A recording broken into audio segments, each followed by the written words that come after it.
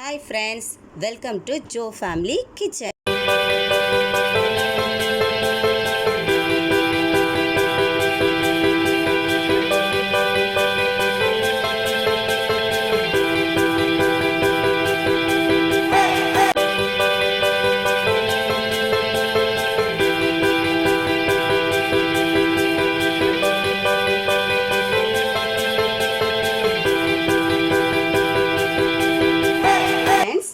Welcome to Joe family kitchen. இன்றைக்கி நம்ம பார்க்க போகிறது என்னென்னா, சளி மற்றும் இருமலை போக்கும் ஒரு கஷாயம் பார்க்குறோம். இது வந்து பெரியவங்க முதல் குழந்தைங்க வரை தாராளமாக எடுத்துக்கலாம்.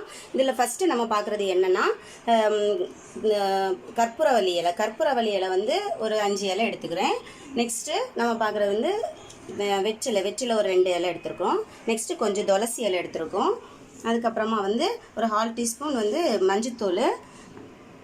நெக்ஸ்ட்டு நம்ம என்ன பார்க்குறோன்னா, கொஞ்சோல மிளகு ஒரு 5 மிளகு இடித்து வச்சுருக்கேன். அதுக்கப்புறமா ஒரு 4 பல்லு பூண்டு இடித்து வச்சுருக்கேன். அதுக்கப்புறமா கொஞ்சம் ஜீரகம், ஒரு 4 வெங்காயம், சின்ன வெங்காயம் எடுத்திருக்கேன்.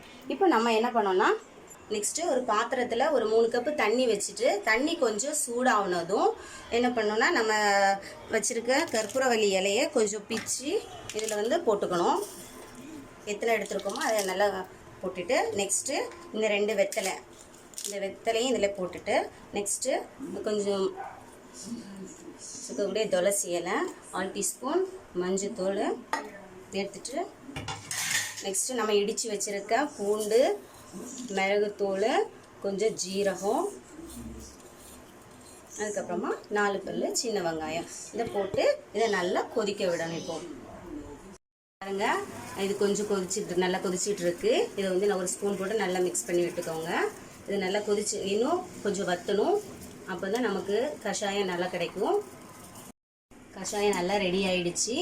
இப்போது நம்ம ஸ்டவ்வை ஆஃப் பண்ணிக்கலாம். ஆஃப் பண்ணிவிட்டு அதை இறக்கிட்டு ஒரு கப்பில் ட்ரான்ஸ்ஃபர் பண்ணிக்கலாம். ஒரு வடிகட்டியை வச்சு நம்ம இதை வடிகட்டிக்கிறோம். வடிகட்டியாச்சு. இது கஷாயம் தயார். இது குழந்தைங்க முதல் பெரியவங்க வரை தாராளமாக எடுத்துக்கலாம். வாரத்துக்கு 2 முறை எடுத்துக்கலாம். ரொம்ப நல்லது. சளி மற்றும் இருமலை போக்கும் கஷாயம் ரெடி. பெரியவங்க முதல் சிறியவங்க வரைக்கும் தாராளமாக எடுத்துக்கலாம். தேங்க்ஸ் ஃபார் வாட்சிங் my channel. Please subscribe. Thank you.